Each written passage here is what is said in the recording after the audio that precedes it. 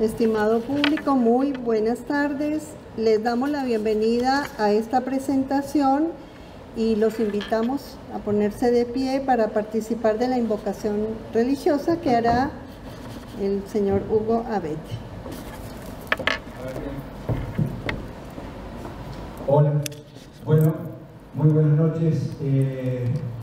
Como siempre nosotros, cada vez que tenemos un acto importante, una reunión importante, y esta vaya si lo es, comenzamos siguiendo la tradición que empezara cuando estábamos presos en la cárcel de Caseros, e íbamos todos los días a declarar a la Cámara Federal, nos reuníamos en el medio del pabellón, hacíamos una invocación al Espíritu Santo, una oración pidiéndole a Dios, nuestro Señor, que pusiera en nuestras bocas las palabras de verdad para referirnos delante de los jueces, y después salíamos para la Cámara Federal. Desde entonces, cada vez que hay una reunión, un acto importante, una charla, una conferencia, lo que sea, siempre lo comenzamos haciendo una oración. Y que es lo que vamos a hacer en este momento. En el nombre del Padre, del Hijo y del Espíritu Santo. Amén.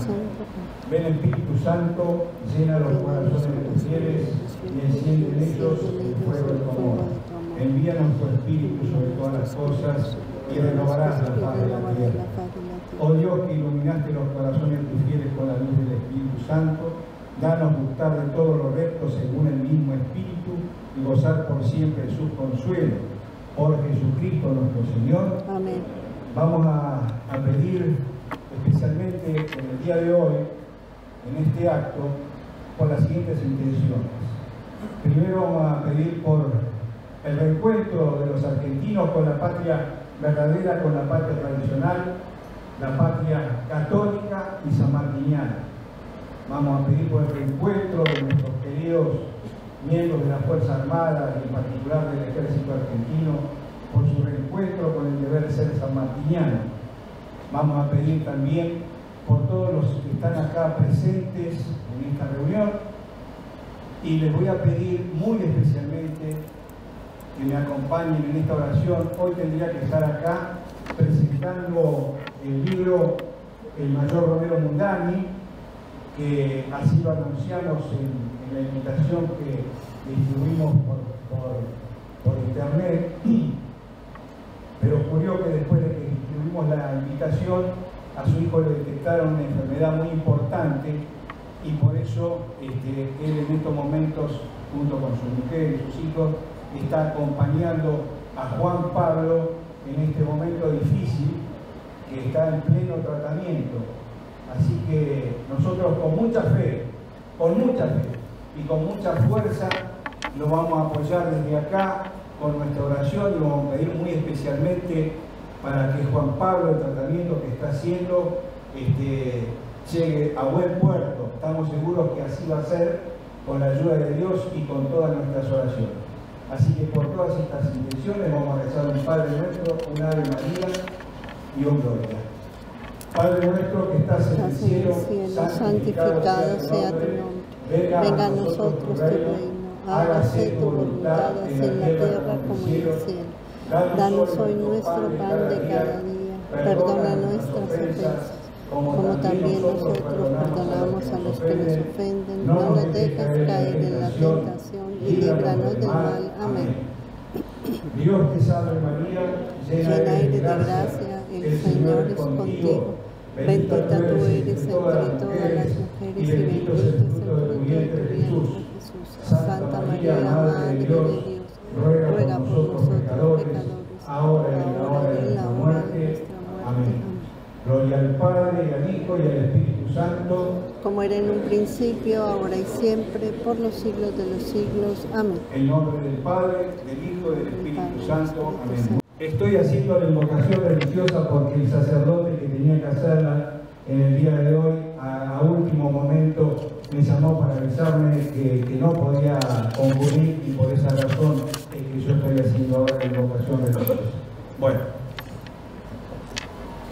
Nos reunimos en esta ocasión para presentar el último libro del exmayor don Hugo Reinaldo Abete, Testimonios 4.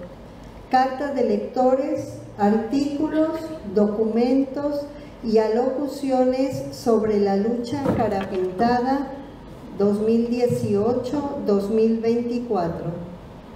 Expondrá sobre la obra el ex capitán del Ejército Argentino y licenciado en Ciencias Políticas, don Gustavo Luis Brady Obey, quien será presentado por el autor. La obra es la cuarta de la serie Testimonios y la novena de los libros que el autor comenzó a escribir a partir de que fuera a dar a prisión por los hechos del 3 de diciembre de 1990. Según él mismo manifiesta, la escritura fue la forma de continuar la lucha una vez que fui destituido, separado de las filas del ejército y vine a dar a prisión. Así escribió su primer libro dirigido exclusivamente al público militar, que se llamó La Operación Dignidad, según el método de estudio de la historia militar.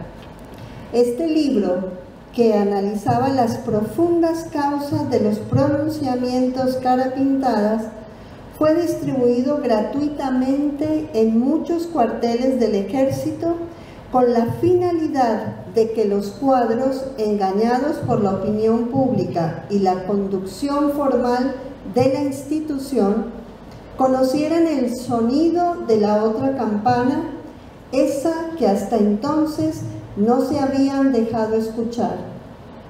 Después de esta obra vino La Patria Indefensa, que escribiera junto con los mayores Adrián Romero Mundani y Pedro Mercado.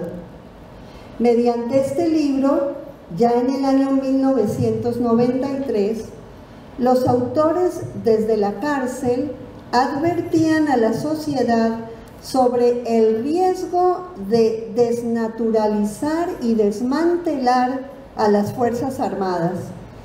Él mismo fue presentado a modo de denuncia ante la Corte Suprema de Justicia, ante el Ministerio de Defensa, los 3 estados mayores de las Fuerzas Armadas, la Cámara de Casación Penal y el Consejo Supremo de las Fuerzas Armadas. Nadie hizo nada ante la grave denuncia y desde entonces se profundizó aún más el proceso de indefensión nacional que hoy ya ni el observador más inexperto niega. Poco después, el mayor Abete escribe la que será hasta ahora su obra más importante, ¿Por qué rebelde?, la verdad sobre el 3 de diciembre de 1990. Como su mismo autor lo refleja en su prólogo, la obra fue hecha para contrarrestar tanta mentira que salía de las esferas oficiales y para dejar un testimonio de verdad a los hijos, nietos y demás seres queridos de quienes fueron protagonistas. La repercusión que tuvo la obra, sobre todo en el ámbito militar, superó las pretensiones iniciales y sorprendió hasta el mismo autor, y fue necesario hacer una segunda edición que también se agotó. Para testimoniar otro de los pilares sobre los que se apoyan los fundamentos de lucha de quienes protagonizaron el 3 de diciembre de 1990, en 1998 escribe El buen combate, la guerra de Malvinas, según el método de estudio de la historia militar. Y lo hizo desde una visión profunda de lo que significó la guerra como punto de inflexión de la identidad nacional e iberoamericana, poniendo en descubierto el complot anglo-norteamericano tal como ocurrió en 1833. Mientras el tiempo transcurría en la prisión, al margen de escribir estos libros, el autor también escribía cartas de lectores o artículos referidos a estos temas y a todo aquello que tuviese algo que ver con el 3 de diciembre de 1990 o con el carapintadismo. Así fue que a finales de 1998 decide reunir todo este material en otro libro y así nace Testimonios. En el año 2003, el autor es indultado y recupera definitivamente la libertad. 4 años más tarde, en el año 2007, hará una nueva compilación de sus escritos y publicará Testimonios 2. Y en el 2015 publicará una nueva obra que él mismo catalogará como de las más importantes desde el punto de vista histórico y testimonial. Se trata de No nos creyeron, que reúne en sus páginas los alegatos finales de los jefes carapintadas pronunciados ante los jueces por el pronunciamiento militar del 3 de diciembre de 1990. 3 años más tarde de aquella presentación, en el 2017, escribe Testimonios 3, libro que reúne sus escritos hechos entre 2007 y 2017. En él, el autor ya comienza a hacer foco con mayor intensidad en el tema de la revolución anticristiana y en las políticas del nuevo orden mundial como su brazo ejecutor. Tiempos en que la apostasía y la confusión comienzan a manifestarse con cierta virulencia. Tiempos en que los políticos y jueces corruptos y prevaricadores despliegan toda su venganza encarcelando arbitrariamente a camaradas de las fuerzas del orden de la nación que combatieron a la subversión apátrida en defensa de valores y principios ante la complicidad de los altos mandos de las Fuerzas Armadas que se desentienden del problema y prácticamente abandonan a sus combatientes que aún hoy siguen muriendo en prisión. Y así llegamos al 2024, en que nuevamente nos volvemos a reunir para la presentación de su nueva obra, Testimonios 4, en cuya solapa que nos cuenta sobre el autor puede leerse, abro comillas, las cárceles en las que estuvimos fueron mezcla de templo y cuartel, cierro comillas. Suele decir el autor, precisamente milicia y espiritualidad son los componentes casi excluyentes de cada uno de sus libros. Con ustedes, el autor exmayor don Hugo Reinaldo Abete.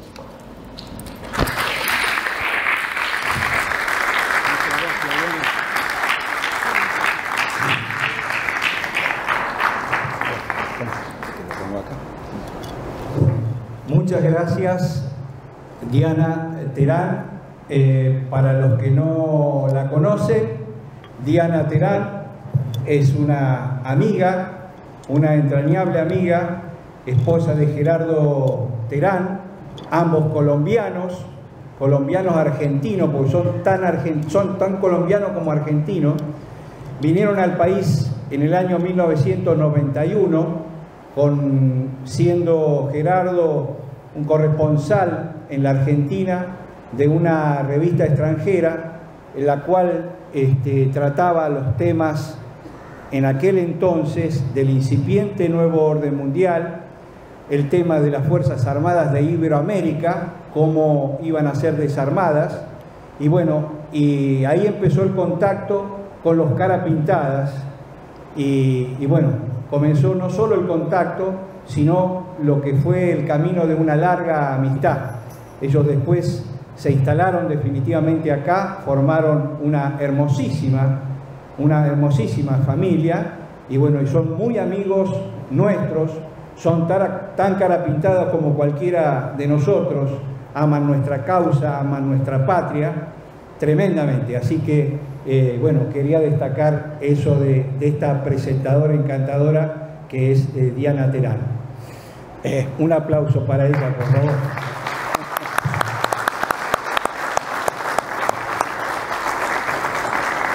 Bueno, como segundo paso y antes de empezar con este acto también otra costumbre que tengo yo cada vez que presido alguna reunión, de preguntar si entre los presentes hay algún guerrero malvinero, algún veterano de Malvinas, y que yo sé que hay acá, y que les pido por favor que se coloquen de pie. Muy bien, y nosotros lo vamos a aplaudir.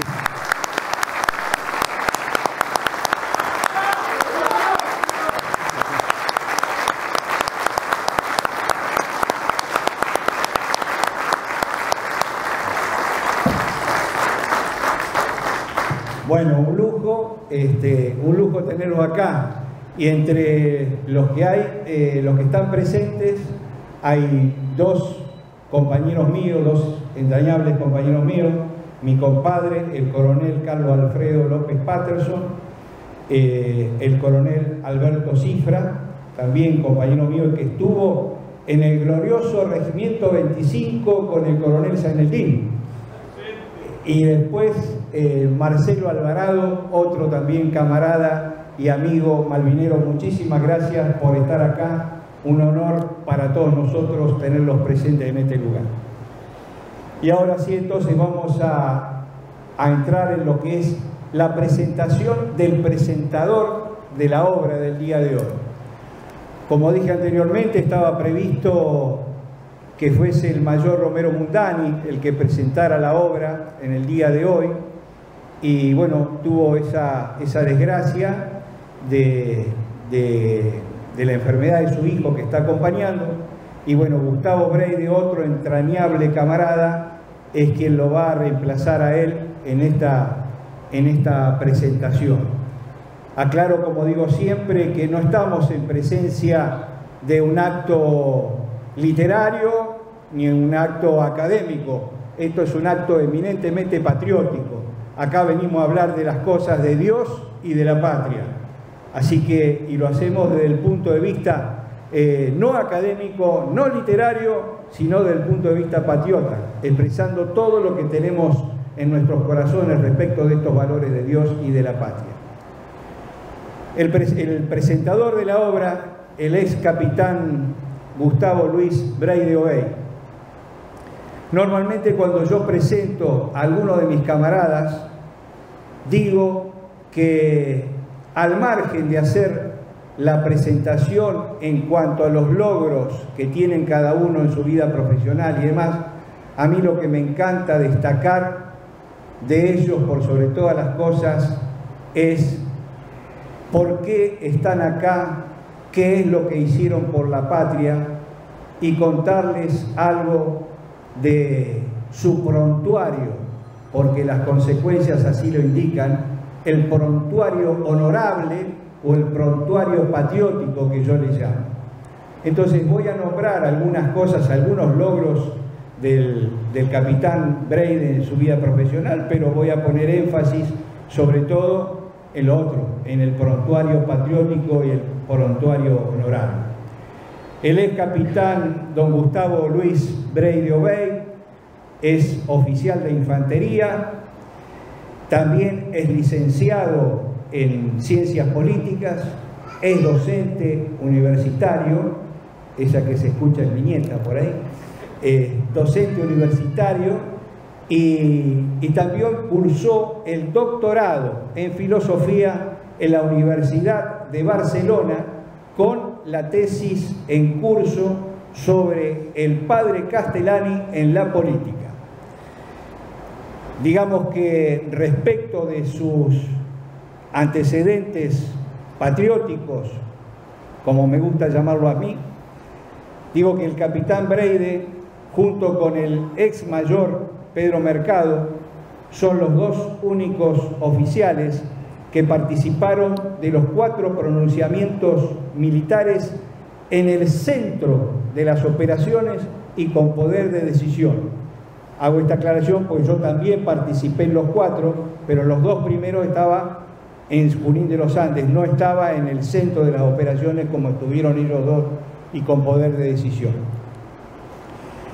El capitán Breide luego participa en el primer pronunciamiento militar en el año 1987 que condujo el teniente coronel Rico, y ahí se hizo muy conocido porque es el que provocó la emoción, que espero que haya sido cierta, porque con los años la desilusión fue tremenda, que espero que haya sido cierta la emoción y no la haya fingido. El doctor Alfonsín, cuando Gustavo Breide en Campo de Mayo pidió hablar personalmente con él y muy emocionado le expresó todo nuestro sentimiento, le expresó las reales causas del por qué nosotros estábamos haciendo ese pronunciamiento, y bueno, conmovido, Alfonsín volvió a la Casa de Gobierno y es ahí donde dice, bueno, muchos de ellos son héroes de Malvinas, la casa está en orden, felices Pascuas, no hay derramamiento de sangre. Y mucho tuvo que ver en ese episodio histórico, mucho tuvo que ver la expresión de Gustavo hablando con quien era el presidente en esos momentos. Muy bien, luego de ese pronunciamiento de 1987, después viene el de Monte Caseros, que también tuvo algún tiempito detenido, y ya después entramos en los 2 últimos pronunciamientos militares donde ya estamos juntos con Gustavo Breide en el pronunciamiento de Villa Martelli y el último, el del 3 de diciembre de 1990, donde al capitán Breide le cupo la tremenda responsabilidad de, siendo capitán, tomar el edificio del Estado Mayor General del Ejército. Menuda tarea, menuda misión para un oficial joven, un capitán. Y es bueno aclarar que esto ocurrió porque, bueno, nosotros ya los coroneles estaban todos, cada uno con un objetivo, estaban ocupando un objetivo, alguna responsabilidad. No teníamos más tenientes coroneles, también los que teníamos estaban ocupados. Y no teníamos quien se hiciera cargo del Estado Mayor General del Ejército. Y el capitán Breide se ofreció como voluntario. Yo era el oficial de operaciones y el jefe del Estado Mayor era el teniente coronel Teber. Éramos quienes estábamos planificando todas las operaciones y conduciendo todas las operaciones. Yo me alegré tremendamente y valoré muchísimo esa actitud, porque un capitán que se animaba a semejante tarea, a semejante misión, la pucha, flor de capitán. Así que bueno, por esa actitud que desempeñó Gustavo Breide ahí en el Estado Mayor, vino el juicio después, donde nos juzgaron a todos con condenas muy altas, y Gustavo recibió una condena de 10 años de reclusión. Ya cuando estábamos en el penal de Magdalena, y decidimos continuar, ya nos habíamos puesto de acuerdo en el penal de Caseros al otro día del 3 de diciembre, que íbamos a continuar la lucha por otros medios, decidimos organizarnos en dos partes, una parte militar y una parte política. La parte civil y política era por la cantidad de civiles que nos apoyaban y querían estar cerca del coronel Seineldin y de nosotros, y que había que darle una organización, había que atenderlo. Y la parte militar, que me cupo la responsabilidad a mí, junto con los colaboradores brillantes, magníficos que tuve, que era el mayor Pedro Mercado y el mayor Romero Mundani. Así nos organizamos en el penal de Magdalena. Comenzamos a hacer un montón de trabajos y Gustavo se abocó a la parte política y a organizar un movimiento nacional desde la cárcel, organizar un movimiento nacional. En el año 92, en el 92, Gustavo organiza el MINEI, el Movimiento de la Identidad Nacional e Integración Iberoamericana, que se organizó y se orquestó absolutamente todo en la cárcel, y se hizo después un lanzamiento en un salón muy amplio, con mucha difusión en esos momentos. Muy bien, así estuvo hasta el año 1997, y las circunstancias políticas determinaron que el instrumento que era el movimiento en ese momento, que nosotros llevamos adelante, que no había una conciencia muy clara, no había llegado en la profundidad a captar en la gente, porque la gente al final después terminaba viniendo al penal y decía: Hugo, Gustavo, ¿por quién voto el domingo?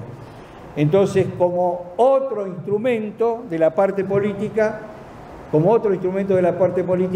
Gustavo crea el Partido Popular de la Reconstrucción, y el cual, dado a su dedicación, a su voluntad, a su esfuerzo y demás, logró colocarlo en 11 provincias, siendo reconocido como un partido político nacional. Después, Gustavo, cuando una vez que recuperamos la libertad, atiende todas esas cuestiones políticas, y en el 2003 y 2007 es candidato a presidente de la Nación por el PPR, por el Partido de la Reconstrucción. Muy bien, pasó el tiempo, pasó bastante tiempo, dejamos de lado la lucha partidocrática, la lucha en el movimiento, y pasamos a la lucha patriótica. Gustavo es un luchador permanente, siempre muy activo, muy activo. En estos momentos está siendo vicepresidente de la Asociación de Veteranos de la Guerra contra la Subversión, y también está conduciendo dos programas que se transmiten por YouTube con la temática Cara Pintada y Política Nacional. También es requerido para hacer análisis políticos y de actualidad. Así que para mí es un gusto, es un honor que mi camarada de armas, mi camarada de lucha, mi hermano en Dios y la patria, esté presentando una obra mía en este día. Así que con ustedes, el señor capitán don Gustavo Luis Breido Bey. TLV1 se complace en anunciar que estará transmitiendo en su canal TLV1 Clips valiosos programas emitidos antes de la censura sufrida. El lienzo prohibido, el revés del derecho, combates por nuestra historia, disenso, historias de Malvinas, entre otros que podrán encontrar en este enlace.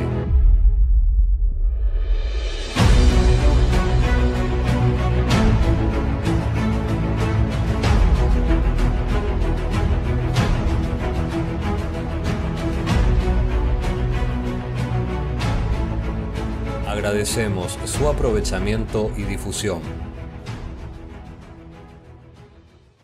Bienvenidos a CEPA, Centro de Estudios del Pensamiento Americano. Nuevo sitio web de cursos de formación en política, filosofía, historia, literatura, geopolítica, religión, psicología y más.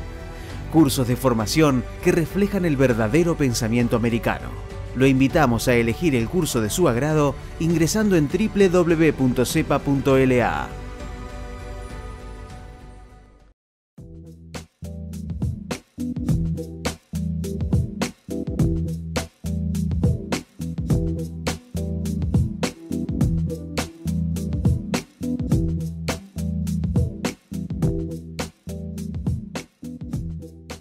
Decir siempre la verdad primero tiene un precio.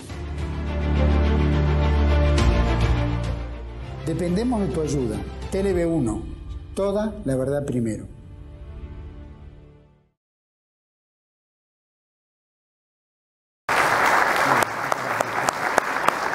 Bueno, una verdad para parcial, absolutamente parcial, atacando a los obispos buenos y defendiendo a los obispos infiltrados, marxistas, y a los sacerdotes también de la teología de la liberación. Hace poco acaba de morir el rumano, coronel de la inteligencia rumana, que declaró que él en Rumania, cuando era parte de la Unión Soviética, había creado la teología de la liberación. Entonces la teología de la liberación no es la teología de los pobres y de los pueblos, es la teología para usar a los pobres y a los pueblos y llevarlos hacia el marxismo. Esto está provocando que ahora, y él lo nombra acá, el Teniente Di Pasquale, perdón, esté terminando una nueva obra que también ha hecho, que tiene que ver justamente con la respuesta a esos 3 tomos de la Universidad Católica, y son donde se desenmascara grupos como Monseñor Acheñuel y Monseñor Nevares y su participación en la guerrilla, y muchos de ellos que combatieron, muchos sacerdotes que combatieron con el fusil. Entonces ese ataque, esa guerra contra la subversión, que también acá está documentada y que con muchísima alegría, mayormente alegría para mí,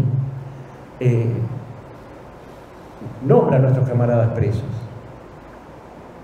Hoy, como si fuera una gran cosa, festejamos que el coronel Castelli, con 95 años de edad, ha quedado en libertad. Con 95 años de edad. Hace poco murió el general Riveros, con 100 años, preso, con 100 años de edad, 101 años. Tenemos todos camaradas que en su época eran subtenientes, tenientes, cabos, sargentos. Acaban de condenar a un oficial mayor, Cabezón, Baquiano, que lo único que le tocó es estar alrededor rodeando un lugar de detención, del lado de afuera. Lo condenaron a perpetua. Siguen los juicios. ¿Y esto por qué sucede? Porque la justicia está infiltrada también, porque tenemos jueces que tienen que ver con la guerrilla y con el marxismo, y porque hay generales, como el general Balsa, que le entregó al enemigo los legajos de todos los oficiales.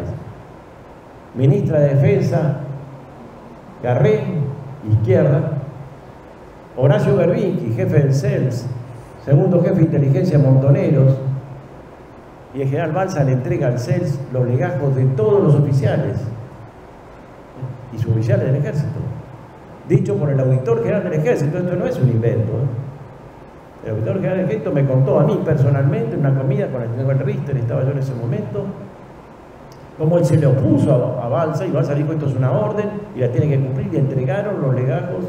Y gracias a esos legajos sucedió un hecho en la ciudad de Rosario, y todas las unidades que estaban alrededor, todos procesados, todos con una acusación del CELS, igual para todos: tortura, genocidio, desaparición de personas. Y después vemos por la causa particular, y si no hay, que se pase 16 años en prisión preventiva, como hay algunos casos. Prisión preventiva 16 años, y se están muriendo. De acuerdo al informe, hay 2 informes, uno que hace la Unión de Promociones, se está llegando a 870 más o menos muertos en estos años, pero el informe de la Fiscalía de Estado habla de 1.500 muertos, militares presos en diferentes situaciones. Esto está acá documentado. Él habla de la vergüenza de que muchos camaradas mueren y no son defendidos, no son protegidos. Por eso, cuando él leyó, yo tuve el honor de que me hayan ofrecido ser vicepresidente ante la muerte de un gran amigo mío, un gran soldado, que fue el coronel Pésile, que falleció hace poco, y bueno, me llamaron y me preguntaron si yo quería reemplazarlo. Bueno, para mí era un honor reemplazarlo, era un compromiso también reemplazarlo, y estar a la altura del sacrificio que significa estar en esta asociación de veteranos en esta época de guerra contra el terrorismo. Y si hacemos lo que podemos. Y hay otras organizaciones que hacen lo que pueden y que no se olvidan de los camaradas presos, ni de lo que sufren, ni de sus familias. Así que acá se suma la guerra contra el terrorismo, y después Malvinas.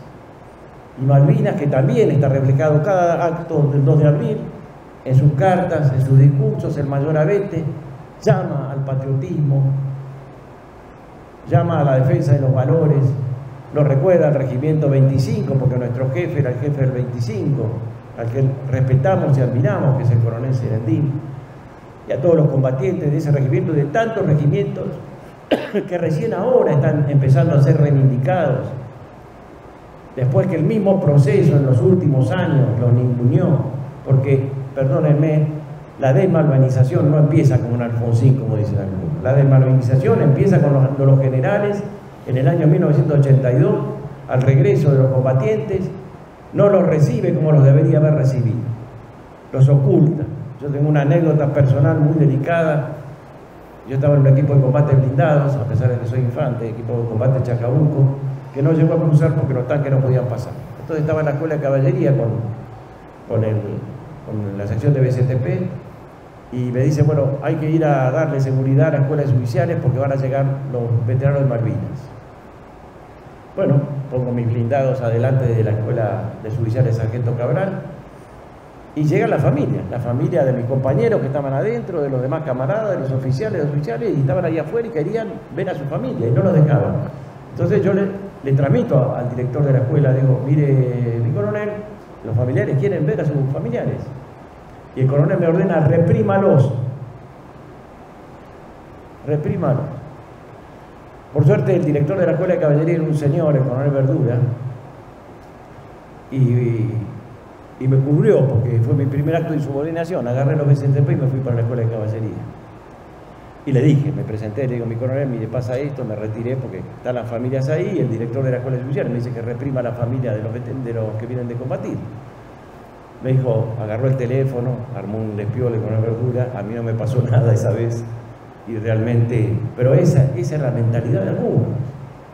Ocultarlos en lugar de haberlo hecho desfilar por la 9 de julio a los combatientes que habían actuado con dignidad. Y eso provocó que se agrandaran después los políticos y que desmalvinizaran más y que salieran las películas Los chicos de la guerra, Iluminados por el fuego y toda esa porquería que recién ahora empieza a cambiar gracias a un gran trabajo que hicieron muchos patriotas, civiles y militares, festejando los 2 de abril en el cenotafio, haciendo discursos, haciendo arengas. El coronel Zenedín, una actitud tremenda porque apenas quedó, antes de caer preso en el 90, creó la Federación de Veteranos de Guerra contra la Subversión, donde tuve la suerte de ayudarlo a organizarla, y se juntaron 2000 soldados veteranos que desfilaron en Lugano y después desfilaron en Avenida Libertador, ahí en Retiro.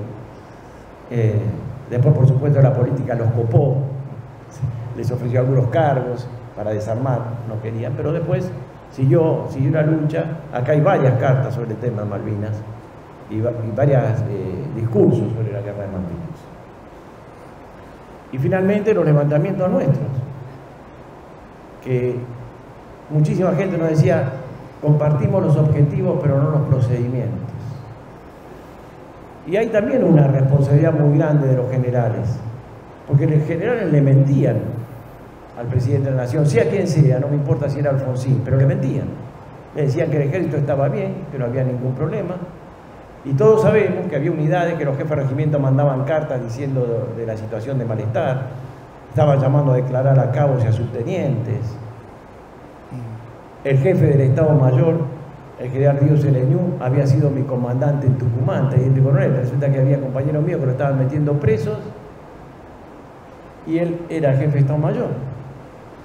Nos reunían en las escuelas judiciales y nos decían, hay una línea, bueno, está la política de los juicios, vamos a aceptar la política de los juicios, pero hay una línea de no ceder. Bueno, cada vez que cedía la línea le preguntaban en el salón de actas de la escuela de Lemos, porque se hacían las reuniones ahí, ¿cuál es la línea de ceder?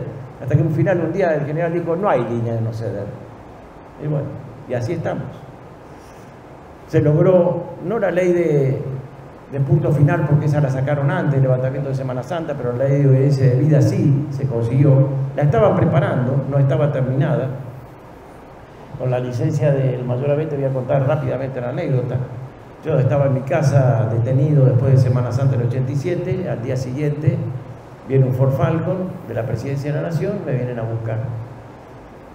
Yo, preocupado, le digo a mi señora que está acá presente, avisá a los demás que me vienen a buscar de la Presidencia, pero dice de la Presidencia, yo no sabía en ese momento. Bueno, me llevan a la Presidencia de la Nación, me reciben en la Presidencia, estaba el hijo de Borrás, estaba, que era secretario de Defensa, estaba Carlos Becerra, que era secretario general de la Presidencia, estaba Vila, jefe de gabinete, Y por atrás yo lo vi ahí a Nocita, que era ministro del Interior, que andaba dando vueltas por ahí, o asesor, no sé qué. Y me presentan la ley de bienes de vida, a mí que era un capitán. Entonces dice, queremos saber la opinión de ustedes sobre este instrumento. Entonces yo le digo, no sirve porque es lo que pensamos, no sirve la ley de obediencia de vida, no existe la obediencia de vida. Nadie debe cumplir órdenes inmorales. Es decir, no perdimos la capacidad de discernir entre el bien y el mal. Una cosa es cumplir y obedecer lo que se debe hacer como soldado y otra cosa es hacer algo inmoral. Pero no obstante, yo le dije que se necesitaba una amnistía, se necesitaba cortar, mirar para adelante, que el país necesitaba eso, me dijeron que eso no era posible, que no se lo iban a permitir, y me insistieron sobre eso. Bueno, la ley finalmente decía de teniente coronel para abajo, le dije que tampoco servía. Entonces, ¿qué proponíamos nosotros? General de brigada para abajo, porque ya habían juzgado a las juntas militares, tacharon teniente coronel, pusieron general de brigada, le sacaron una fotocopia y me la dieron. Y yo salí con la copia esa y me fui al Estado Mayor a verlo aquí al Caridi. Hice la muestra, pido hablar con él, me recibe, le digo, mi general, vengo de la casa de gobierno, me dieron esto, y yo le dije que se lo iba a entregar a usted, que era el jefe de Estado Mayor. El general Caridi la miró y me dijo, es la última vez que voy a hablar con el presidente sin mi permiso. Bueno, y ahí salí yo diciendo otra vez, uno de los beneficiados era el general Caridi, porque era de general de brigada y en esa época de la acusación era coronel. Pero bueno, y salió la ley de obediencia de vida, no gracias a mí, la tenían pensada. Yo hice el aporte del sector nuestro, seguramente habrán consultado a los otros sectores militares que había. Bueno, todo eso refleja el libro, cuenta muchos hechos, pero llegamos a la parte más importante, porque ya se termina el tiempo, que es, ¿cuál es el objetivo del libro? Dios, la patria y la familia, pero hay un hilo conductor, que es luchar, anteponerse a la revolución anticristiana, que nos quiere quitar los valores. Hoy escuchaba una diputada que estaba hablando de la educación y decía, ¿qué nos quieren imponer? ¿Que enseñemos otra vez religión católica en los colegios? Sí, señora, ojalá, porque lo que están enseñando es una basura, una porquería. Se quejaba porque había poco presupuesto para todo lo que es ESI, educación sexual inclusiva, y entonces se preguntaba, ¿qué van a hacer ese presupuesto para educar como era antes en el cristianismo? De la diputada del Frente de Unión por la Patria. Y yo pensaba así, ojalá, porque por lo menos serían buenas personas, con valores morales. Entonces esta lucha permanente, y lo cita a cada rato en el libro El Mayor Abete, en los discursos, todo, es una lucha para no desaparecer como nación. No vamos ganando, pero tenemos que seguir luchando. La revolución está en marcha, es poderosa, es en el mundo. Lo vemos, miren, acuérdense en la inauguración de las Olimpiadas, la vergüenza que fue la inauguración de las Olimpiadas en Francia, pero no solamente por lo de la última cena, que ya eso es una blasfemia, sino, si ustedes vieron los arcos haciendo un honor a la Revolución Francesa, pero lo peor de la Revolución Francesa, la guillotina con la cabeza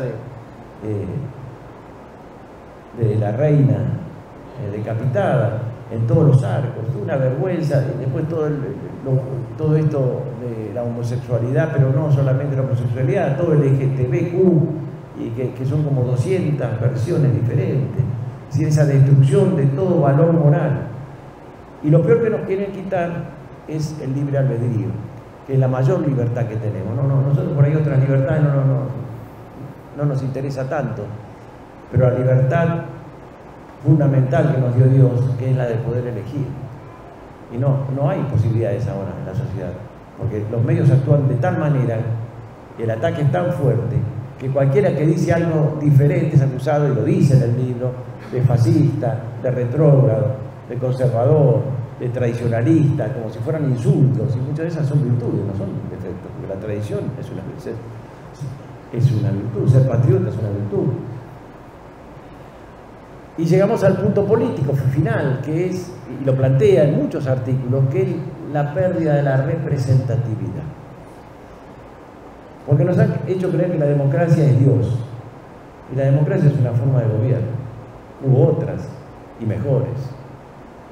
Por lo tanto, la democracia, que Alfonsín decía que con la democracia se come, se cura y se educa, y quedó demostrado que ni se come, ni se cura, ni se educa, es una falsedad y se está demostrando en el mundo, porque las elecciones son una pantomima, porque hay fraude, porque hay engaño, porque le lavan la cabeza a la gente y la gente no vota a favor de, sino en contra de. Entonces, ¿y por qué votaste por ese? Ah, para que no gane el otro. Es un sistema que está caduco ya. Entonces, entre las propuestas que hay en este libro, hay una propuesta de nueva forma de representatividad política. Y habrá que instaurarla, que es a través de los cuerpos intermedios de la sociedad, que no es nuevo, es viejo, es la doctrina social de la Iglesia. También en la comunidad organizada, que planteaba la doctrina peronista en sus inicios. Es decir, los cuerpos intermedios, las organizaciones intermedias de la sociedad, porque ahí está la verdadera representatividad. Y el municipio, la polis, volver a la ciudad. Porque si no tenemos esas sábanas gigantes, que no sabemos ni quién es el tercer diputado, ni el segundo senador, que se venden y se compran. Así salió la ley del aborto. Primero votaron en contra, después arreglaron algunos diputados y la sacaron a favor, porque es todo corrupción. Por lo tanto, para terminar, en este libro lo que se reclama es continuar la lucha y ser consecuente con la lucha. Nuestra obligación es luchar. Nosotros somos medios fundamentalistas, o no medios, somos fundamentalistas. La victoria es de Dios, no es nuestra. Pero nuestra obligación hasta el día que muramos, con un micrófono, con un fusil en el momento, desde una cátedra, escribiendo, tenemos que seguir luchando, hasta el último momento. Y así lo entienden desde el primer carapintán hasta el último. Desde el primer suboficial que ha dado testimonio, que también lo pone de manifiesto, que ha sido un ejemplo, cientos o miles que han quedado fuera de la fuerza, y ni un solo caso de corrupción, de raciocinio, de nada. Todos han rehecho su vida luchando y seguimos todos, oficiales y oficiales y jefes y oficiales superiores, los que quedan, siguiendo el ejemplo de nuestro líder, que hoy está representado en lo militar, porque así lo decidió él en el Mayoravete, y que nos guía a través de estos artículos, los cuales compartimos plenamente, aunque no lo veamos antes que lo saquen. Sabemos que lo que él va a escribir es el pensamiento de cada uno de nosotros. Muchísimas gracias.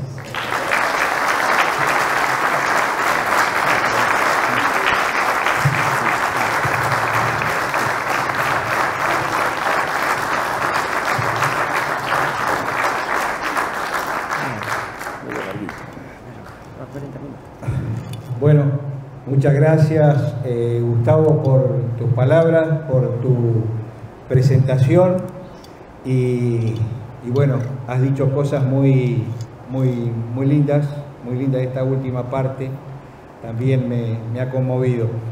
En este libro, cuando yo preparé estos testimonios, buscando cosas viejas, hurgando en mis papeles y demás, encontré algunos artículos viejos que los incluí en el capítulo número 1. En el capítulo número 1, porque este libro abarca los testimonios escritos entre 2018 y el 2024. Pero en el capítulo 1 puse unos testimonios viejos, quise ponerlos, profeso esos testimonios, y dos de ellos son dos homenajes que quiero remarcar muy especialmente en el día de hoy. Uno de ellos está referido, mejor dicho, los dos están referidos a dos personas, a dos amigos, a dos camaradas, a los cuales quise entrañablemente y que hoy ya no están con nosotros. Uno de ellos es el mayor Jorge Pedro Mones Ruiz, que falleciera hace 3 años, nos dejara el mayor Mones Ruiz, y con quien yo en el penal, cuando estábamos presos, tenía unas conversaciones muy profundas, porque ambos nos interesaba mucho el tema del Apocalipsis, y él estaba muy preparado y yo aprendí mucho de él, como también aprendí mucho del resto de mis camaradas.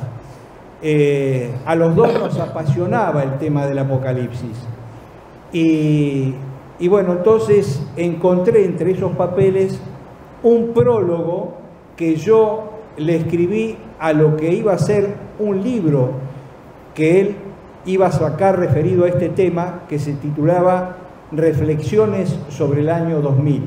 Esto fue en el año 92, por ahí, más o menos por ahí.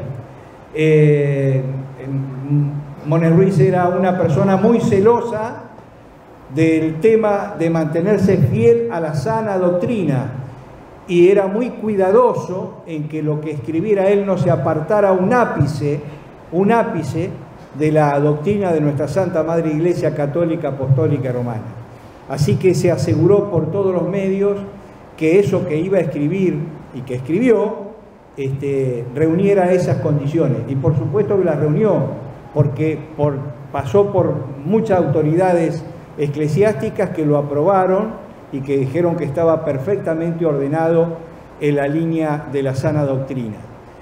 El tema había surgido porque nos fue a dar una charla a Magdalena, en ese entonces, el coronel Guevara, sobre el Apocalipsis y también sobre los mensajes de la Virgen que había recibido el padre Stefano Gobi y que había escrito un libro bastante voluminoso con todos los mensajes de la Virgen. Interesantísima la charla, y nosotros, como ese tema nos gustaba mucho, nos motivó a tal punto que después le pedimos al coronel que le diera esa clase fuera de la cárcel a nuestras mujeres, a nuestra familia, y así se hizo. Pero con Mone Ruiz nos quedó picando en la cabeza el tema de los mensajes de la Virgen y el tema de comparándolo, los mensajes de la Virgen, con lo que sucedía en la realidad en el mundo actual. Entonces, ver en la profundidad de esos mensajes de la Virgen, ver lo que pasaba en la realidad y reflexionar sobre eso.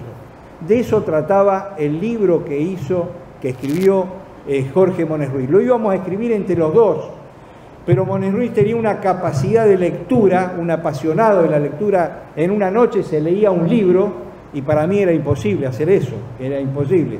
En una noche se leía un libro y a la otra noche se leía otro libro y demás, y entonces nos pusimos a trabajar y él iba a una velocidad muchísimo más rápido que lo que iba yo, y me di cuenta que él estaba por encima mío, y le dije: Mono, vamos a hacer una cosa, vos dedicate a hacer el trabajo, que estás con todas las pilas para hacer el trabajo, y yo te hago el prólogo una vez terminado. Y así lo hicimos.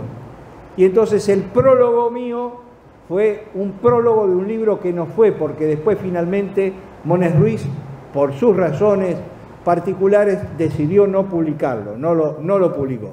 Pero bueno, yo de alguna forma, para que él estuviera presente acá en este libro, puse ese prólogo del año 1992, sobre las reflexiones del 2000. El otro tema es el de mi amigo, el escritor, nacionalista, católico y malvinero de alma, el doctor Juan Luis Gallardo, que tiene unas novelas extraordinarias sobre Malvinas. Yo lo conocí al doctor Gallardo cuando estaba preso yo en la Escuela Lemos por haber sido protagonista del pronunciamiento de Villa Martelli, y estuve ahí 4 o 5 meses preso, y yo no lo conocía, el doctor Gallardo lo conocía por su columna que tenía en el diario La Prensa, y por lo que leía del doctor Juan Luis Gallardo dije: bueno, somos hombres de la misma trinchera, estamos en la misma trinchera, seguimos la misma causa. Así que tenía cierta admiración por él.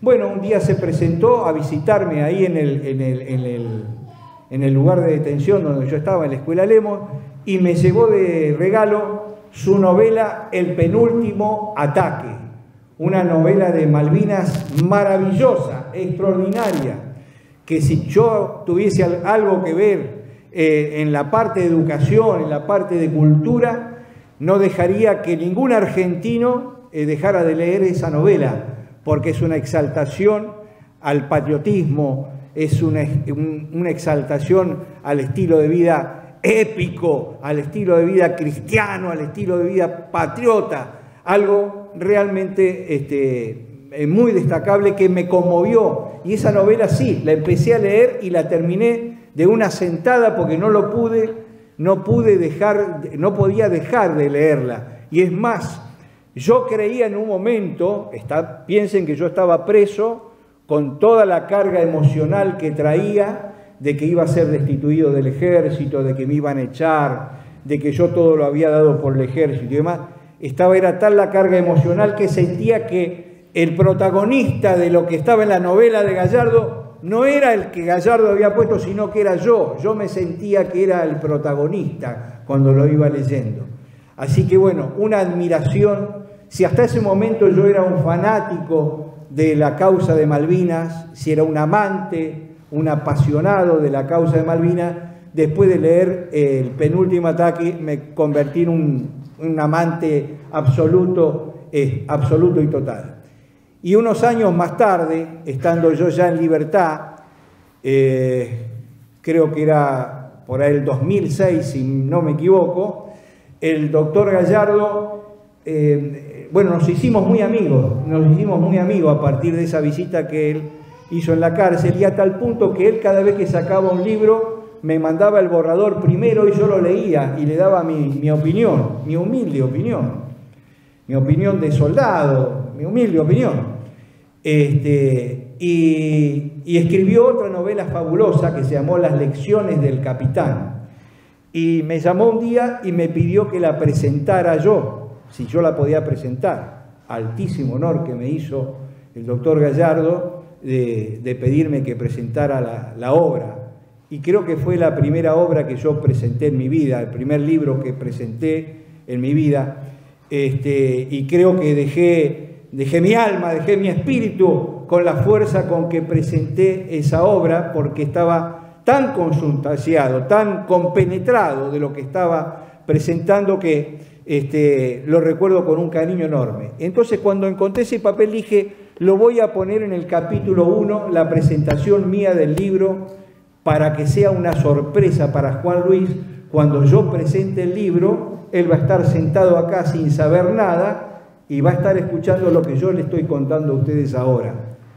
Pero Juan Luis partió el 29 de agosto, se nos fue hace apenas 2 meses, se nos fue Juan Luis, un escritor nacionalista, católico y malvinero de alma. Como yo lo despedí en el cementerio, le dije, no lo despido como escritor, lo despido como un soldado de Dios y de la patria, porque lo que adorna a un soldado de Dios y de la patria no es el uniforme, no es la jerarquía, no es el grado, es lo que tiene en el corazón. Si en ese corazón hay una pasión argentina, hay un amor a Dios que corre con una fuerza incontrolable por las venas y demás, ese es un hombre, es un soldado de Dios y es un soldado de la patria. Y así lo despedí al querido Juan Luis Gallardo, y me hubiese encantado que hubiese estado sentado acá y yo le esté diciendo esto, pero sé que me está escuchando, ninguna duda. Así que bueno, dicho esto, ahora paso al cierre de esta presentación que ha hecho del libro Gustavo, donde hizo referencia Gustavo a que yo hago especial hincapié.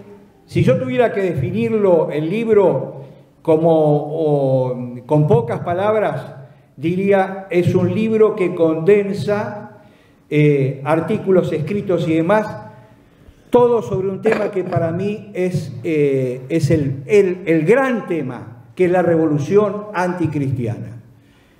¿Por qué es el gran tema? Porque entiendo yo que cuando comprendemos que estamos en presencia de una revolución anticristiana y entendemos el sentido de lo que es la revolución anticristiana, todo lo demás se entiende. Enciendo el televisor y escucho las porquerías que dicen los noticieros, revolución anticristiana.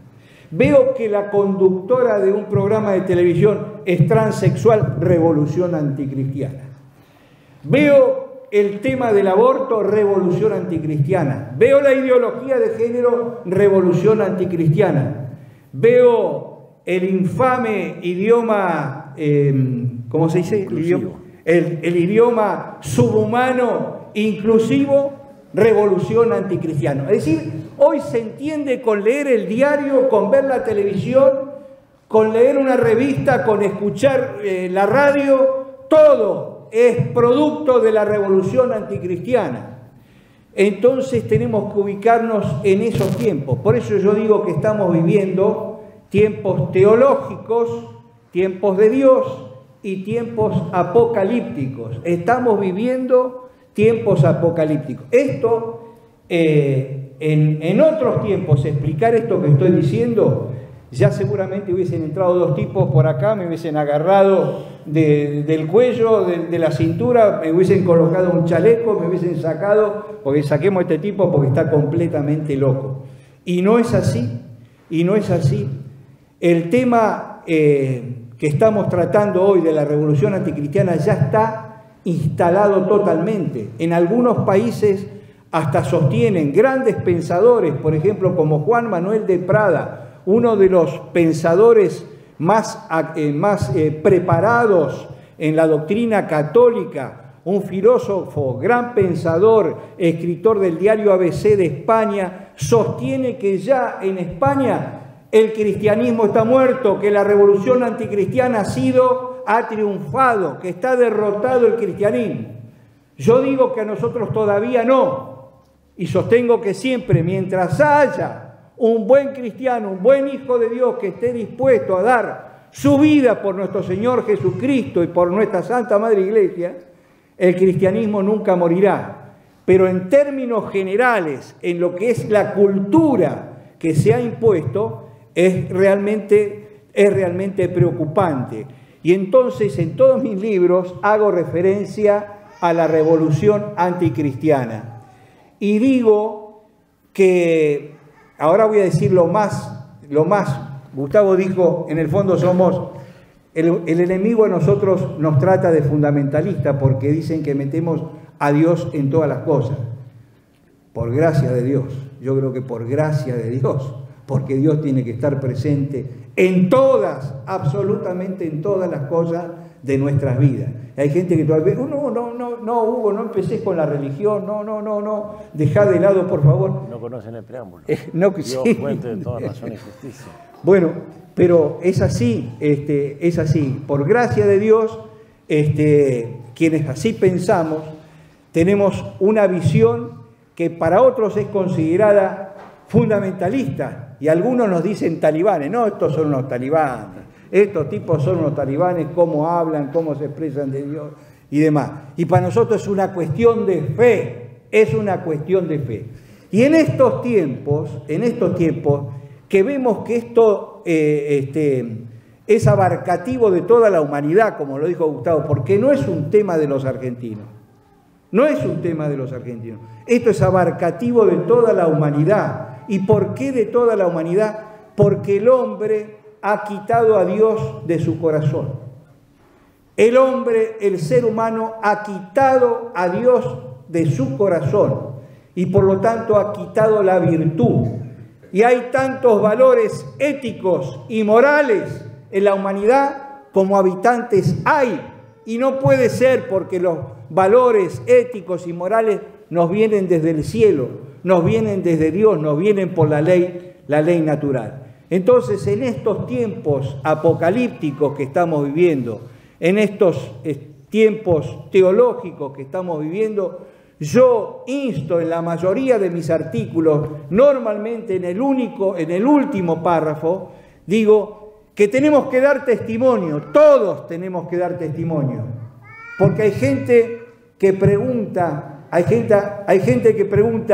¿qué esperan los carapintadas que no hacen nada? ¿Cómo que no, ustedes que son tan católicos y ustedes que se dicen esto, por qué no hacen nada como si fuéramos los que vamos a traer, no sé, algunos se creen que vamos a dar un golpe de Estado o que esto se trata de cambiar un gobierno cuando es legítimo la solución de todo lo que estamos viviendo.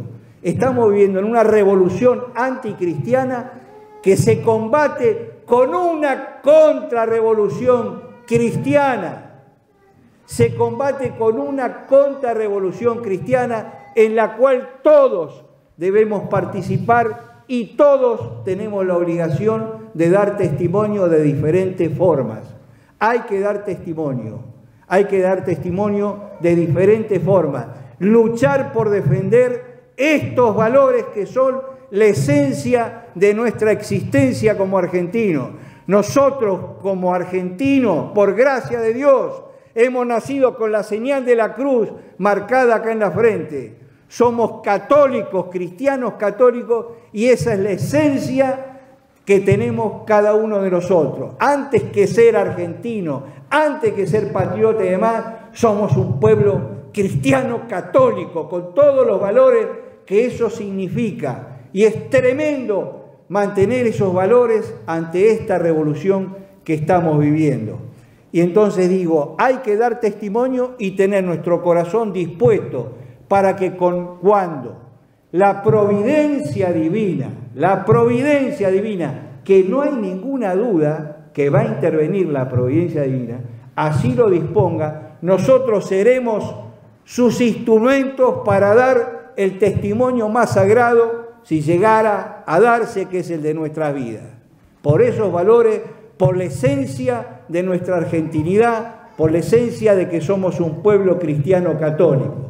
No, pero Hugo, pero ¿cómo no? Pero estás exagerando un poco con la providencia divina. Y nuestra historia está llena de ejemplos.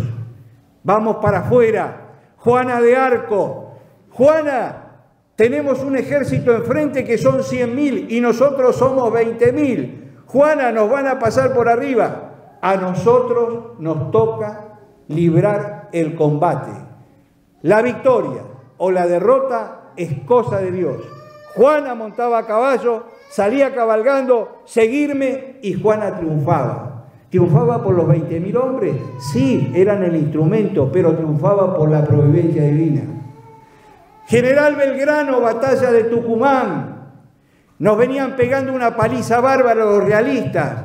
Nos venían persiguiendo. La estábamos pasando muy mal. Encima un gobierno corrupto. Qué casualidad, que le dice que no presente batalla al general Belgrano, desobedece. El general Belgrano decide presentar, si hay soldado católico, arquetipo católico en nuestra historia militar, el general Belgrano. Decide presentar batalla en esas condiciones, presenta batalla en el medio del combate, una manga de langostas invade el campo. E invade el campo de combate, sobre todo en el territorio donde estaban los realistas, y se desparraman los realistas, se desorganizan los realistas. Belgrano se reorganiza y ataca, y gana la batalla de Tucumán.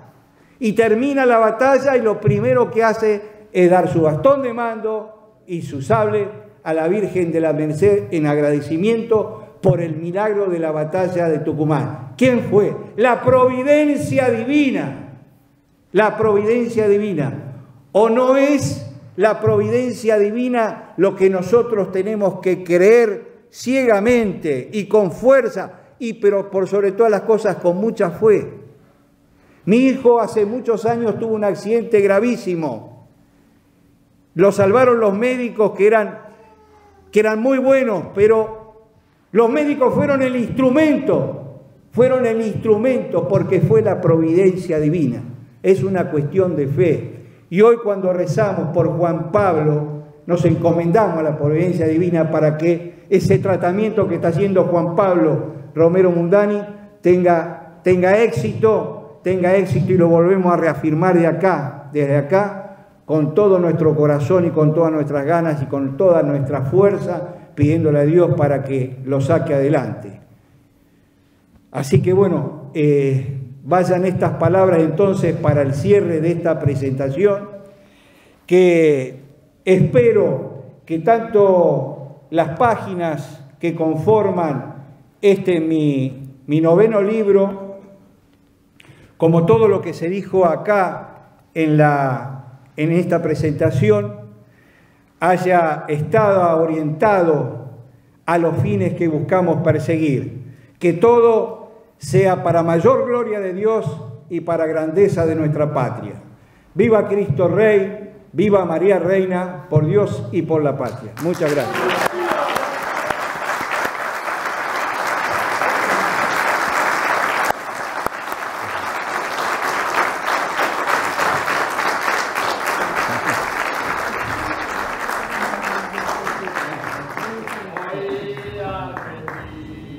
el grito de ataque, clarines vibrantes, nos manda a luchar por Cristo y su iglesia, librar el combate, que la patria antigua resucitará, conservando bien alto la bandera sagrada, que en Luján es el manto de la Virgen amada, nuestra tierra gloriosa, para siempre ha de ser la nación victoriosa que jamás dejó de vencer. De pie, juventudes, venid con nosotros, librar el combate, los héroes que están con Dios en la gloria, sirviendo de ejemplo en el recio de la cristiandad, conservando bien alto la bandera sagrada, que en Luján es el manto de la Virgen amada, nuestra tierra gloriosa, para siempre ha de ser la nación victoriosa que jamás dejó de vencer. ¡Viva la patria! ¡Viva! Gracias a vos.